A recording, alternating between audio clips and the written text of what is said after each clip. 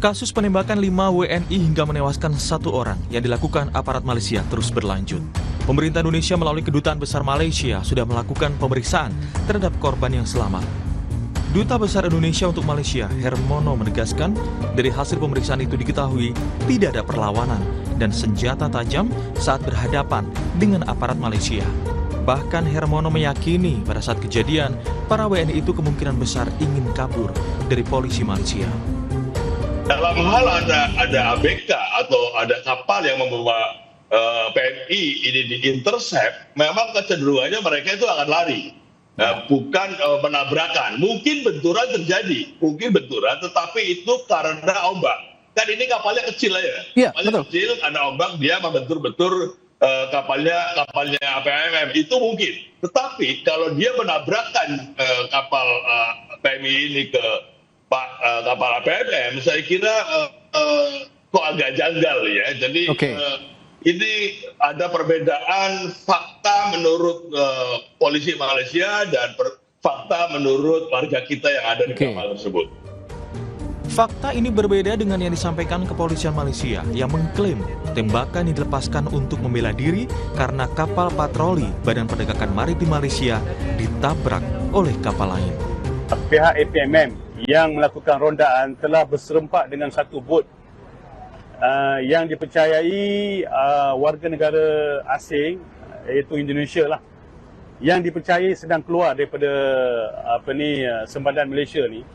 Jadi dalam insiden tersebut, pihak APMM pun ada membuat laporan polis yang menyatakan mereka telah diserang. Jadi dalam kejadian itu, pihak APMM telah melepaskan tembakan. Keluarga korban penembakan aparat Malaysia tidak terima atas kejadian ini dan meminta keadilan. Istri salah satu WNI korban penembakan, Hanafiah, menyatakan suaminya sempat mengirim rekaman suara untuk dijemput di Dumai, Riau dan mengirimkan titik lokasi. Namun setelah dicek polisi setempat, sang suami sudah berada di kawasan Selangor, Malaysia. Kejadiannya di Pantai Cara, Pantai Ru lah di Malaysia.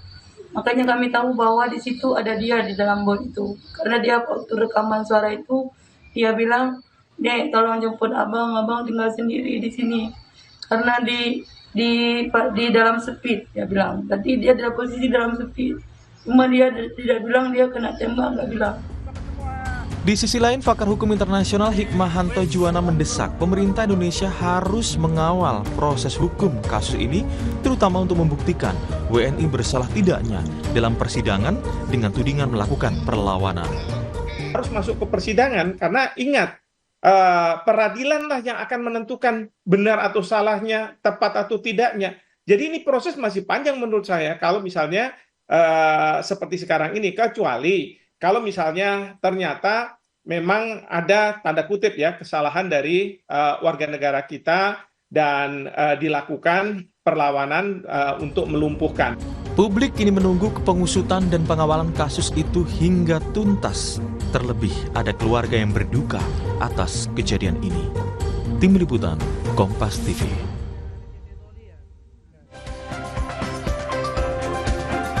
Saudara, semua pihak berharap kasus penembakan 5 WNI oleh aparat maritim Malaysia diusut tuntas untuk mencari keadilan yang sebenar-benarnya. Apalagi kemudian ditemukan fakta bahwa tidak ada perlawanan dan penyerangan yang dilakukan para korban. Bagaimana kemudian tindak lanjut penyelesaian kasus ini? Kita bahas di pagi hari ini dengan sejumlah narasumber. Di antaranya sudah hadir ke studio, sudah ada Direktur Jenderal Pelindungan Kementerian Pekerja Migran Indonesia KP2MI yang dulunya merupakan badan BP2MI. Sudah ada Pak Rinaldi. Selamat pagi Pak Rinaldi. Selamat pagi Mbak Disti. Ya, kemudian juga ada Bu Siti Badriah yang merupakan mantan pekerja migran Indonesia. Selamat pagi, Assalamualaikum Bu Siti. Waalaikumsalam. Dan juga melalui sambungan daring sudah terhubung dengan Koordinator Migran Care Malaysia, sudah ada Pak Alex Ong. Selamat pagi Pak Alex.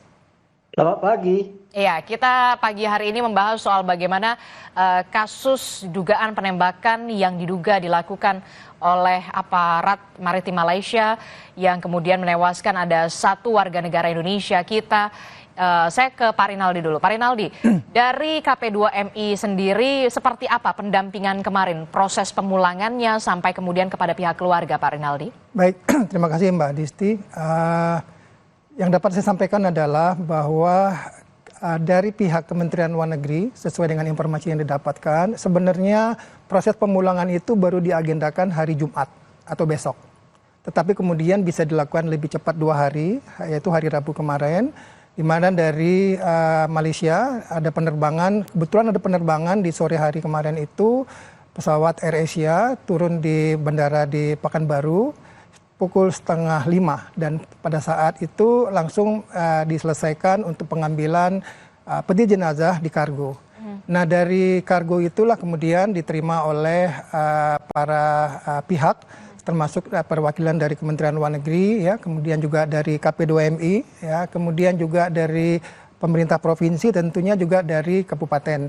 Dan kemudian secara bersama-sama kemudian selanjutnya melakukan perjalanan darat kurang lebih 3 jam dari Pekanbaru menuju ke Dumai.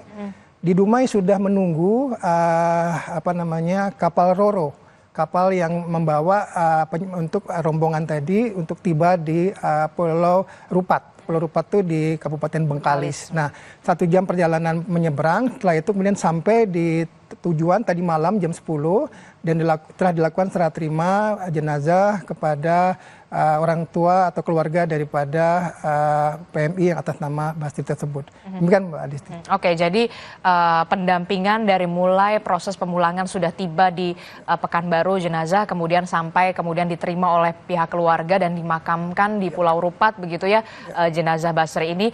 Nah, tentu keluarga korban meninggal dunia ini menuntut keadilan, Pak Rinaldi, menuntut rasa keadilan yang memang terhadap pemerintah pusat, pemerintah Indonesia. Nah, tentu saja KP2MI harus hadir di sana. Nah, bagaimana soal pendampingan terhadap keadilan yang harus didapatkan oleh korban meninggal dunia dan juga korban-korban lain yang sampai saat ini masih berada di Malaysia karena masih dirawat di sana, Pak Rinaldi? Baik, terima kasih Mbak Desti. Jadi apa yang sudah kita sama-sama lihat bahwa dari pihak konsuler dari kedutaan kita di Malaysia telah melakukan pertemuan langsung dengan 2 orang PMI dari 5 orang yang alhamdulillah pada posisi sudah stabil di rumah sakit di Malaysia, dan memang dari hasil interview tersebut dinyatakan bahwa memang tidak ada perlawanan.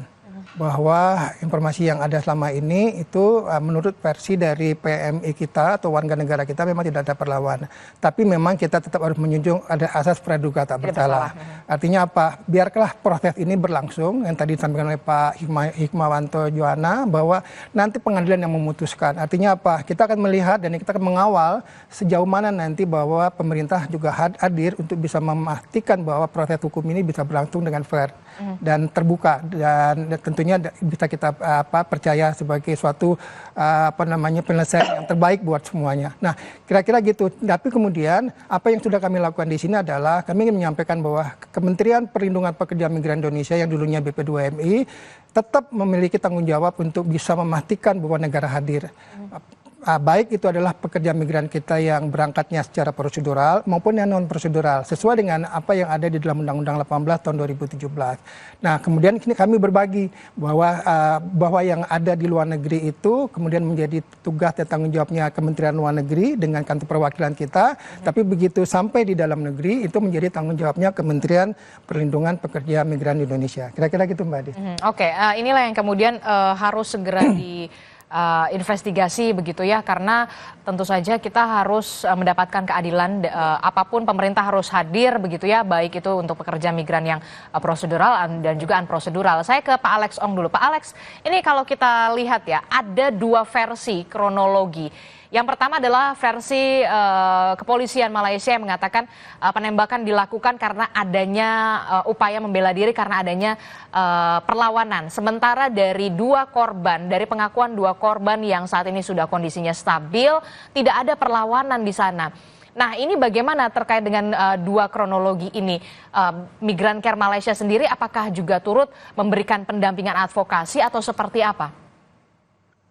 Selamat pagi dan terima kasih atas undangannya. Kalau untuk analisa saya itu kan teori dari pihak polis bahwasanya Basri itu coba menyerang dalam kondisi di tengah-tengah laut itu, apakah kapal itu benar-benar melanggar kapalnya APMN, anggota penguatkuasa Maritime Malaysia. Itu kan daripada teorinya kepolisian Malaysia. Dan juga membilang beliau itu membawa parang, ya. Jadi sekarang kita perlu mengesahkan melalui hukum pidana Malaysia. Apakah Basri itu tidak turuti order daripada angkatan penguatkuasa maritime dan terus menyerang. Ini kan teori dari pihak polis. Tetapi di dalam undang-undang pidana Malaysia, apakah yang dinyatakan oleh pihak APMN itu adalah evidence palsu, ya, fakta palsu. Itu di bawah Penal Code ataupun Undang-Undang Pidana 191. Apakah 192, apakah APMM itu telah melakukan fabrikasi evidence, ya? Dan seandainya dan ini kalau mengikut Undang-Undang Pidana Malaysia 194 itu akan menunjuk itu pemalsuan evidence tentang kasus ini, pegawai yang tersabit itu setelah memasukkan informasi dan beliau itu perlu menghadapi tindakan hukum, dan tindakan hukum itu bisa juga dilakukan diperiksa apakah itu adalah bertujuan untuk membunuh di bawah Undang-Undang Pidana 302. Kalau seandainya beliau itu reaksi terhadap paniknya untuk melakukan pembunuhan itu sebagai negligence, ya, tidak melakukan tanggung jawab dengan cara yang benar mengikut SOP. Jadi ini juga akan dibawa di bawah Undang-Undang Pidana 304A, ya. Jadi kalau seandainya pejabat publik Malaysia itu melakukan melakukan sesuatu yang mengakibatkan kecederaan atau kematian kepada orang umum, itu akan tercatat akan disidang di bawah Undang-Undang Pidana 161. Jadi pada detik ini kita juga perlu melakukan evokasi diplomasi, ya, dan selain dari karena Malaysia Indonesia mempunyai hubungan yang baik dan menuruti falsafah Asia yang no intervention, no circumvention. Jadi ini perlu memberi keadilan melalui sistem hukum Malaysia. Jadi kalau kita lihat dari yang telah dilakukan oleh KBRI memang sangat tepat sekali di bawah pimpinannya Pak Harmono. Mula-mula dikasihkan diplomatic note, kemudiannya mempraktiskan Vienna Convention supaya ada sesuatu penjelasan yang boleh diterima, ya. Jadi pada detik itu kan Bapak Presiden Prabowo sedang melakukan kunjungan resmi ke Malaysia. Saya rasa ini juga bisa menarik perhatian top leadership daripada pihak Indonesia dan Malaysia supaya jangan mengabaikan kasus yang seperti ini. Kalau kita lihat dari sejarah, kita sudah mempunyai 70-an, ya, kasus berlaku atas happy trigger ini. Tapi begini Pak Alex. Tapi begini, maaf saya potong sebentar. Tapi begini, apakah memungkinkan investigasi ini nantinya akan dilakukan berkolaborasi antara pemerintahan Malaysia dan juga pemerintahan Indonesia? Karena ada dua versi kronologi, begitu kan? Kalau versinya warga negara Indonesia yang selamat dan keadaannya sudah stabil, sudah sehat, mengatakan tidak ada perlawanan, tidak ada senjata tajam. Tapi kemudian dari pihak aparat Malaysia mengatakan, ya kita kita terpaksa melepaskan tembakan ini karena bentuk pembelaan diri, karena ada perlawanan. Ini kan ada dua versi begitu. Nah, apakah memungkinkan nantinya ada kolaborasi investigasi yang dilakukan oleh dua negara ini? Ya, saya pernah menyarankan ya kepada TV1 waktu itu kan setiap Malaysia, hubungan Malaysia Indonesia mempunyai satgas ya untuk menyelesaikan permasalahan migran. Jadi dengan cara diplomasinya kita bisa mewujudkan satu tim bersama di antara kepolisian Malaysia dan Indonesia untuk berkolaborasi melakukan rekonstruksi kasus yang telah berlaku itu, dan dari hujah-hujah daripada korban yang berempat itu yang masih sedang pulih di rumah sakit, mereka bisa memberikan ceritanya yang sebenarnya. Yang paling penting itu proses mencari kebenaran dan proses keadilan itu harus wujud ya di Malaysia, karena Malaysia ini sebagai sebuah negara rule by the rule of law ya, mempunyai sistem hukum, dan kita juga perlu mengambil berat tentang human security terhadap warga kita yang sedang mencari rezeki di sini. Mereka melanggar undang-undang, itu undang-undang imigrasi, tetapi mereka bukan kriminal dan tidak harusnya dilayan sebagai kriminal. Makanya kalau daripada media Indonesia kita sangat-sangat berharap jangan memakai kalimat illegal, karena no human being is illegal. Kalau mereka itu datang ke sini melanggar undang-undang, mereka jadi warga tanpa izin dan mereka bukan illegal, karena konotasi illegal itu sudah menjatuhkan hukuman bahwasanya warga kita ini sudah dikriminaliskan, ya sudah jadi pidana. Jadi makanya saya harap di masyarakat media Coba hindari dari pakai kalimat illegal. Jadi korban kita di sini adalah irregular ataupun undocumented migrant.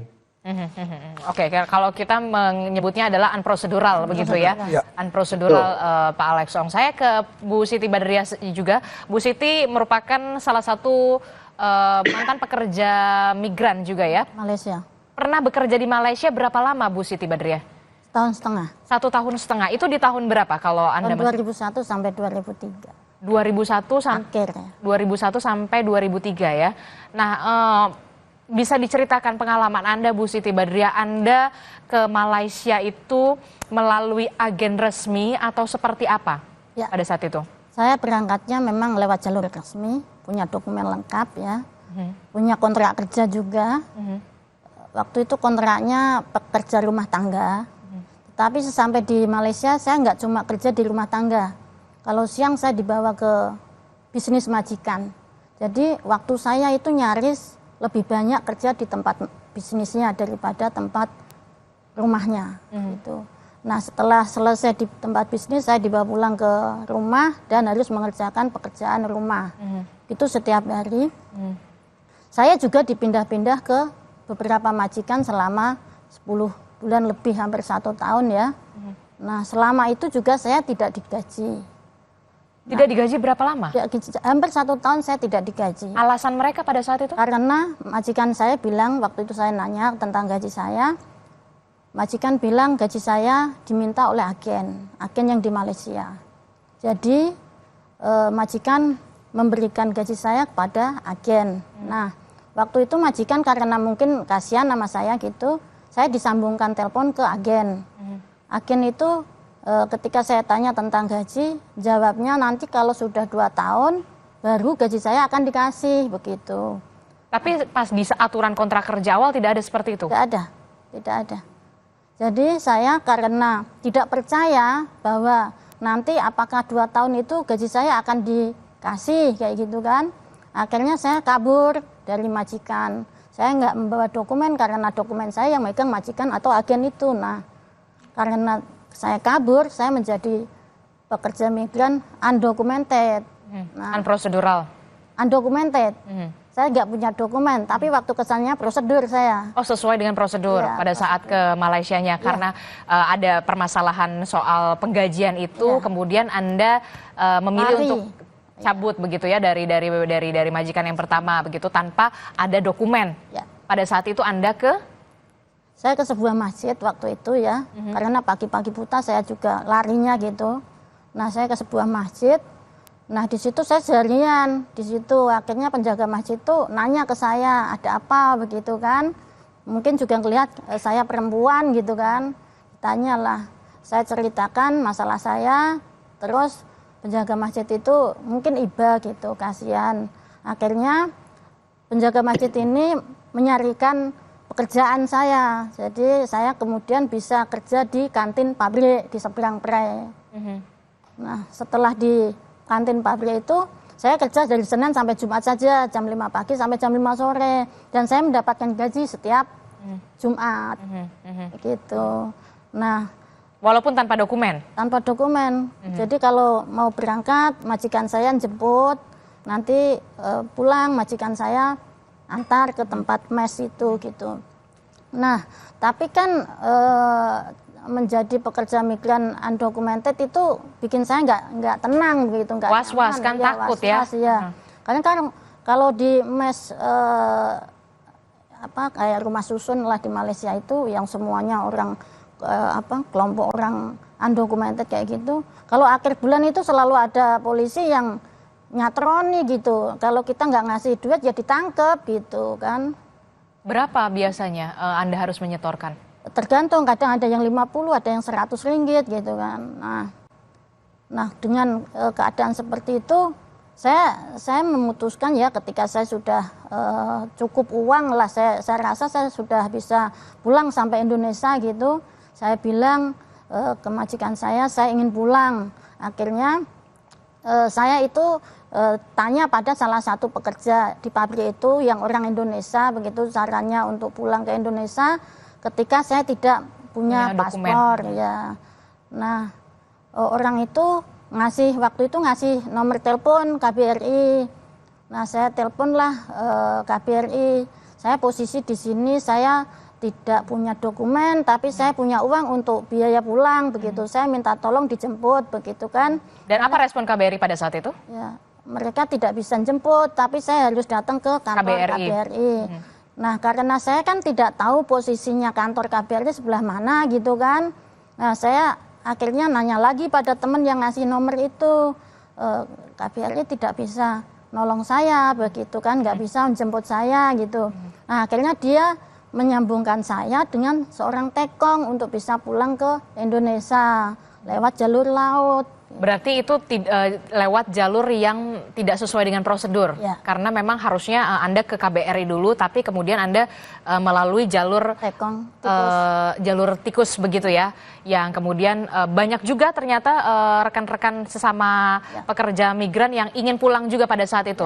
Diminta berapa? Saya waktu itu bayar 1.500 ringgit ya. 1.500 ringgit? Ya, itu bersih dari tempat saya dijemput sampai di daratan Indonesia. Waktu itu di hutan di Riau. Saya dari hutan di Johor.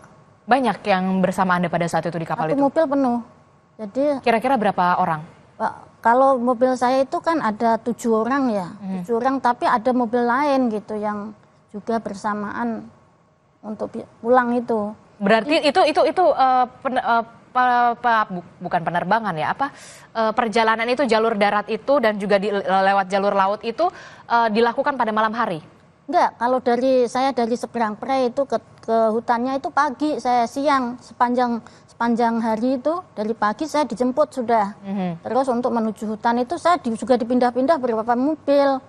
Jadi udah sampai sana pindah lagi mobil itu pindah kayak gitu. Sampai di hutan itu juga enggak di depan hutannya ya, masuk hutannya itu jauh sekali. Saya juga udah ini saya mau pulang tapi kok dibawa ke hutan, apakah benar saya mau pulang, apa saya mau dibuang gitu kan.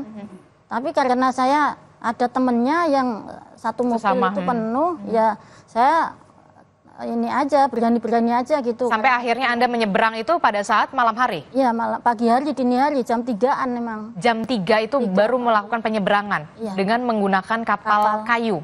Iya, boat itu. Kapal boat begitu ya.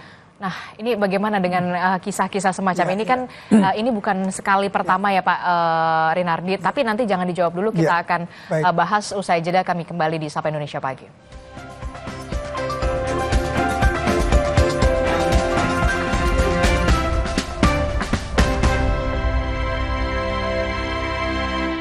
Saya Pramono Anung Wibowo. Gak nonton TV, tiba-tiba tembok rembes, plafon netes. Nippon Elastex 3-in-1 siap beresin dengan teknologi Hydroplex. Pasti beres pakai Nippon Elastex. Niatku madu TJ hitam pahit dengan kualitas madu TJ plus manfaat ekstra herbal. Niatku demi anakku. Niatku. Terima kasih Anda masih bersama kami di Sapa Indonesia Pagi. Saudara masih membahas soal bagaimana kasus dugaan penembakan yang diduga dilakukan oleh aparat maritim Malaysia terhadap 5 warga negara Indonesia. 1 diantaranya adalah meninggal dunia. Tadi sudah diceritakan salah satu kisah pekerja migran, mantan pekerja migran Indonesia kita. Begitu ada Bu Siti Badriah yang mengatakan memang pada saat berangkat ke Malaysia ingin mengadu nasib begitu ya ke Malaysia sesuai dengan prosedur awalnya. Kemudian setelah berjalannya waktu kemudian tidak digaji begitu ya, karena dengan alasan gaji itu kemudian disalurkan ke agen. Kemudian agen penyalur di sana mengatakan 2 tahun dulu bekerja baru cair itu gajinya atau upahnya. Nah, ini bagaimana Pak Alex Ong soal kisah-kisah semacam ini untuk agen-agen di sana? Perkara yang dihadapi oleh Siti Badriah kemarin itu masih berulang. Jadi permasalahan sekarang itu kan sejak tahun 2012 itu 2018 mempunyai satu kebijakan Malaysia yang dinamakan Made Online System, dan banyak di antara teman-teman kita itu masuk sebagai turis, ya. Jadi mereka masuk sebagai turis, kemudiannya diurusin permit kerja di sektor informal sebagai PRT, ya, pembantu rumah tangga. Dan malah sekarang juga sedang berlaku banyak juga ejen-ejen Malaysia yang nakal merekrut warga kita sebagai cleaner, dan mereka melakukan cleaning house to house, ya, yang tidak diperizinkan oleh pemerintah Malaysia. Jadi apabila mereka itu dikerjakan di rumah-rumah, end usernya atau majikannya itu senang dengan orang itu, langsung minta daripada cleaning service agent, dan beliau-beliau ini dijual sebagai human commodity dengan harga 20 hingga 30 ribu seorang untuk kontrak 2 tahun. Dan gaji-gaji mereka itu tidak diterima oleh pekerja, tetapi dibagi kepada majikan cleaning service. Jadi di sini mereka itu pekerja kita itu walaupun formal tetapi terjerat dalam kondisi yang mereka itu tidak bisa lepas daripada kontrolnya employer itu. Jadi sekarang kalau kita lihat di sini, mungkin kita perlu banyak bekerja sama dengan KP2MI ya untuk melacak pelaku-pelaku yang tidak benar itu.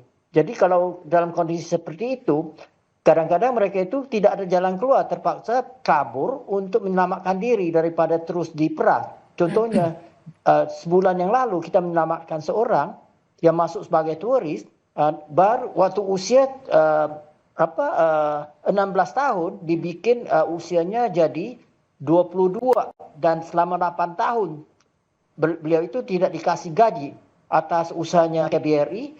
Beliau itu diselamatkan dan gajinya dituntut, dan sekarang sudah pulang ke Sumba Timur. Jadi perkara ini sering berulang, ya. Jadi makanya tantangan kita di lapangan ialah bagaimana untuk berkolaborasi dengan pihak berkuasa daripada KBRI dan juga pihak Malaysia. Kalau dari pihak Malaysia kita juga kadang-kadang agak kesulitan. Oke, saya ke Pak Rinardi. Pak Rinardi, kalau merespon soal kisah Bu Siti Badriah, masih banyak juga kisah-kisah lainnya begitu ya, yang kemudian tidak sesuai dengan kontrak, awalnya prosedural, kemudian di sana tidak digaji, menunggu sampai 2 tahun dulu baru cair pengupahannya begitu ya. Ini bagaimana ini? Baik, Mbak Disti, jadi inilah yang disebut barangkali fenomena gunung es ya. Jadi kami kebetulan mendapatkan satu laporan sangat komprehensif dari Bank Dunia tahun 2017. Di sana dibuat laporan dari Bank Dunia itu pekerja migran dari Indonesia. Nah, di tahun 2017 itu terdapat kurang lebih 9 juta warga negara Indonesia yang bekerja di luar negeri. Nah, pada saat itu di 2017, data yang resmi ada di kami, di BP2MI saat itu, hanya ada 3,6 juta. Artinya apa? 5,4 juta itu yang dulu berangkatnya itu tidak secara prosedural. Ya. Dan kemudian mereka, itulah yang kemudian belakangan ini kemudian timbul ada permasalahan-permasalahan dengan negara-negara di mana mereka ditempatkan. Tetapi yang ingin saya sampaikan adalah bahwa pada prinsipnya adalah masyarakat juga punya keinginan untuk bisa bekerja, untuk memperbaiki taraf hidupnya. Kan itu kan juga diatur dalam pasal 27 ayat 2 di Undang-Undang Dasar kita, bahwa setiap warga negara berhak untuk memperoleh pekerjaan yang layak.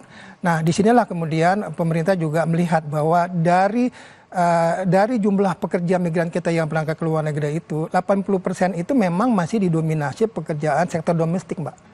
Jadi pekerjaan-pekerjaan seperti ART, mohon maaf dan sebagainya itu masih mendominasi. Nah, inilah yang kemudian menjadi permasalahan kita dan menjadi PR kita ke depan, bagaimana kita juga ingin meningkatkan kompetensi.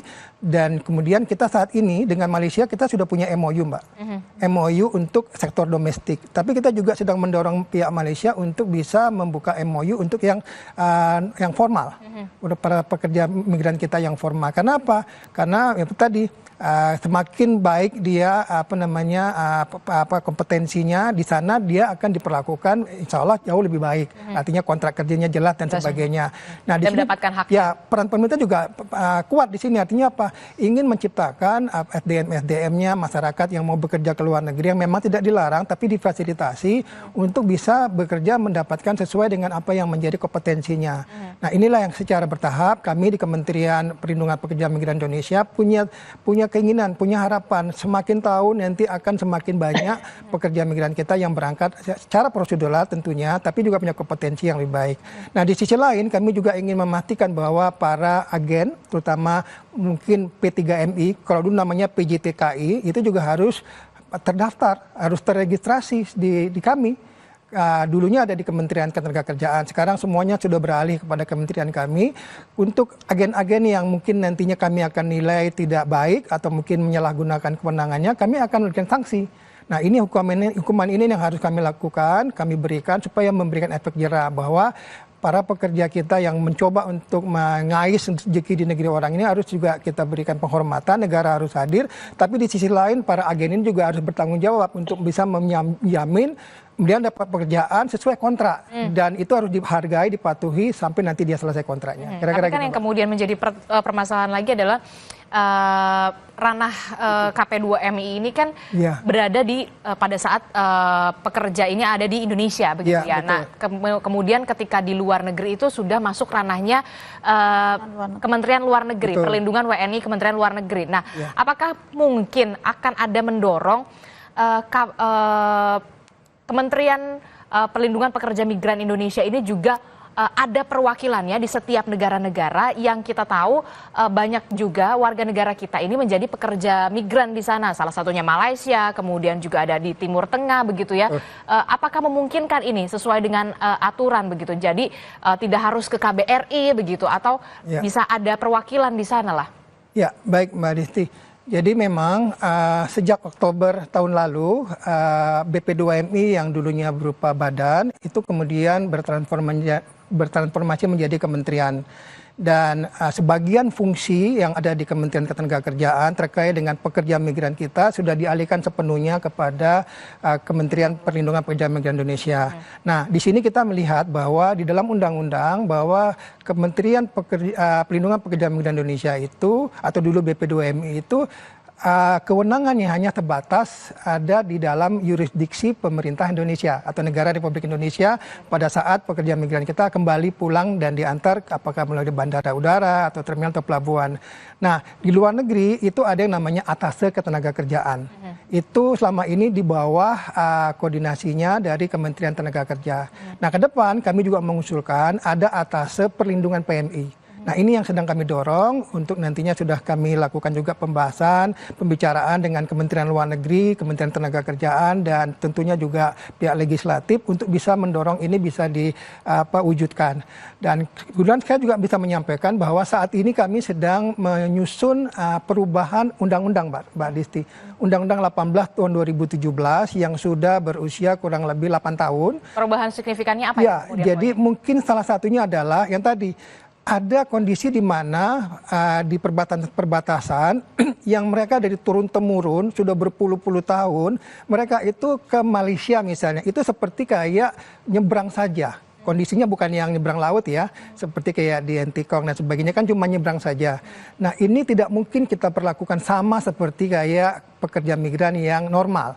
Mereka harus diberikan perlakuan khusus. Nah inilah hal-hal kecil yang kami tambahkan, kami usulkan di dalam rancangan perubahan Undang-Undang 18 tadi supaya bisa diakomodir. Supaya apa? Lah mereka kan memang pada posisinya tinggal di negara kita, tapi mereka mencari nafkah di negara teberang.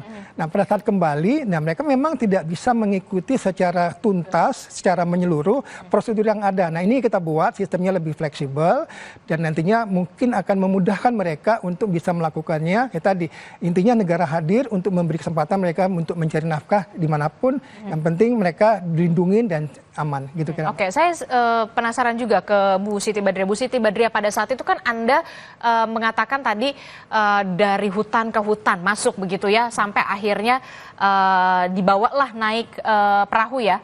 Nah itu berarti memang jalur yang biasa digunakan oleh para pekerja migran untuk kembali pulang secara unprosedural. Ya. Jadi kalau orang pemerintah biasanya bilang jalur tikus ya.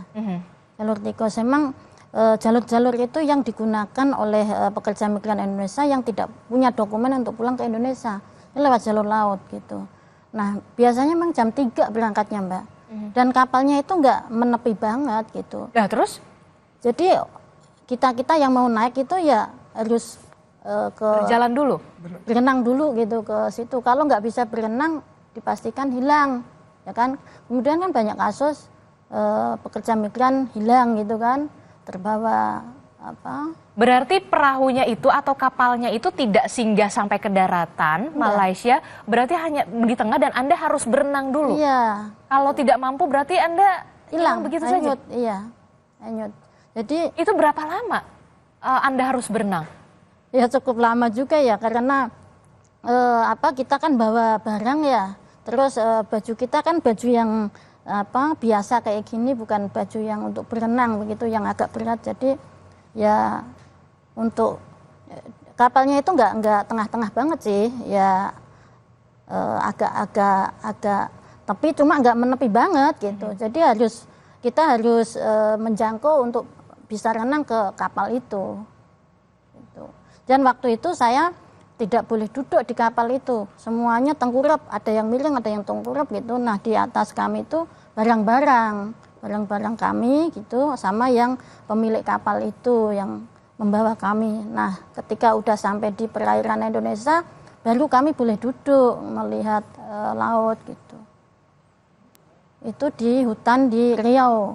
Nah di sana waktu itu juga udah hampir jam 9 ya, jam 8 lebih gitu. Sudah ada yang nunggu dengan mobil elep ya untuk diantar ke pelabuhan Tanjung Pinang waktu itu.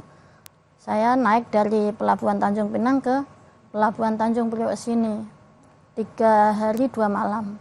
3 hari 2 malam waktunya. Dan Anda harus bertaruh nyawa pada saat itu, harus berenang dulu untuk menjangkau kapal untuk mengangkut Anda ke perairan Indonesia. Di kapal pun Anda tidak dalam keadaan duduk, harus tidur atau miring begitu ya untuk menghindari ketika nantinya ada patroli. Iya. Kalau di perairan Indonesia kapalnya agak menepi ya dia.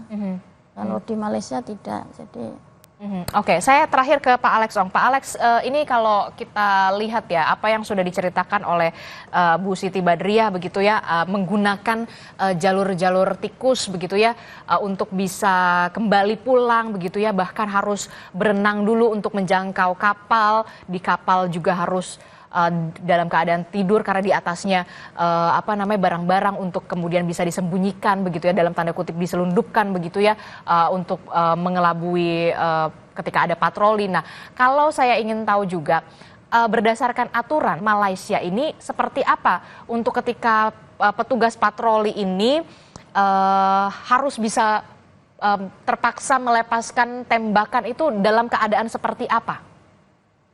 Kalau mengikut pahaman saya, yang pertama-tamanya mereka harus kasih warning dulu ya. Harus ada warning dulu pertama? Ya, itu prosedurnya. Kemudiannya biasanya kalau bila sudah ada warning, kapal yang menyeberang itu akan berhenti. Dan untuk mereka itu naik ke kapal untuk membuat penelitian. Tetapi kalau kita lihat di sini, contohnya kasus seperti ini, sudah naik ke baru mau masuk ke rapat dengan kapal yang membawa TKI yang ingin pulang. Ini kan belum lagi sempat memeriksa sudah tembak gitu kayak gitu. Tapi ini hanya spekulasi saya. Kalau saya lihat di sini ada sesuatu yang nggak benar dilakukan oleh angkatan agensi penguatkuasaan maritime Malaysia di sini. Itu perlu diteliti dengan jelas. Kemudian saya juga ingin komentar sedikit tentang statementnya dari Pak Rinaldi ya, tentang MOU ya Pak. Kalau MOU itu hanya peringatan. Kalau di Malaysia itu masih tidak ada undang-undang yang jelas melindungi pekerja informal yang bekerja sebagai pembantu rumah. Apakah itu bisa, karena kalau tidak ada sebarang undang-undang, jadi perlindungan ke atas PRT kita itu sangat minimal. Dan itu atas budi bicaranya hakim ya yang menjalani hukumannya itu. Kemudiannya di sini kita mau sebentar lagi, kita sekarang banyak warga kita yang masuk sebagai turis untuk mencari nafkah di sini. Mereka berharap dapat bekerja di sini. Dan mereka ini sebenarnya tidak menerima informasi yang benar tentang tata undang-undang untuk bekerja di Malaysia. Mungkin ini juga sangat perlu. Yang terakhir sekali, kita mempunyai banyak sekali anak-anak WNI yang lahir di sini. Mereka tanpa warga negara dan mereka tidak boleh bersekolah dan tidak boleh menikmati perlindungan kesihatan dan sosial. Dan mereka itu yang sudah ada generasi yang keempat di sini. Mereka adalah lost generation yang di Malaysia yang sedang menjadi kuli di Malaysia. Perlu kita cari jalan keluar juga untuk bagaimana untuk bantu warga-warga ini. Ya maaf ya banyak ngomong. Oke, berarti harus benar-benar investigasi secara menyeluruh, termasuk juga kan dikatakan sempat ada dari pengakuan warga negara kita yang selamat begitu, ada 10 letusan tembakan yang kemudian diberikan oleh aparat maritim Malaysia di sana. Ini adalah upaya membela diri. Anda menilainya? Singkat saja. Alex? Kalau saya lihat ini kan hanya sebagai satu stereotyping ya. Jadi biasanya bila berlakunya kematiannya warga kita ditembak, biasanya itu ada parang, mobil wira, senjata tajam. Jadi itu biasanya alasan dari pihak penguasa Malaysia. Perlu kita memecahkan paradigma seperti itu. Jadi makanya kita sangat butuh intervensinya dari KBRI, terutama sekali atashe kepolisian yang bekerja sama dengan PDRM dan juga atashe tenaga kerja. Ayo kita sama-sama turun padang ya. Jadi kalau kita hanya di kantor itu kita nggak bisa dapat informasi kontekstual di lapangan. Oke, terakhir Pak Dirjen, apa yang perlu segera dilakukan oleh pemerintah pusat dalam hal ini adalah KP2MI untuk juga kemudian bisa ada tidak hanya MOU tapi kemudian ada pemahaman juga terhadap PMI kita. Baik, terima kasih Mbak Desti. Jadi ini adalah momen ya di balik suatu musibah pasti ada hikmah yang harus kita anggap juga Mbak Adisti ya. Jadi memang kita melihat bahwa animo untuk masyarakat untuk bekerja ke luar negeri ini cukup besar, khususnya ke Malaysia. Malaysia adalah negara penempatan yang paling besar jumlah penempatannya yang ditempatkan ke sana. Tapi kemudian kita juga melihat banyak sekali mungkin barangkali teman-teman di daerah masyarakat kita ini yang memiliki pemahaman yang masih minim. Nah inilah mungkin kami juga memohon kepada seluruh stakeholder, teman-teman dari pemerintah daerah, khususnya dari desa-desa untuk juga bisa memberikan pemahaman edukasi yang baik bagaimana bekerja secara resmi cara prosedural. Nah, prosesnya pun kami sedang melakukan perbaikan tata kelola penempatan dan perlindungan. Artinya kalau dulu mungkin ada anggapan, ribet urusannya panjang, sekarang sudah insya Allah jauh lebih dimudahkan. Nah, inilah benar dimudahkan ya? Ya, insya Allah kita mudahkan. Karena apa?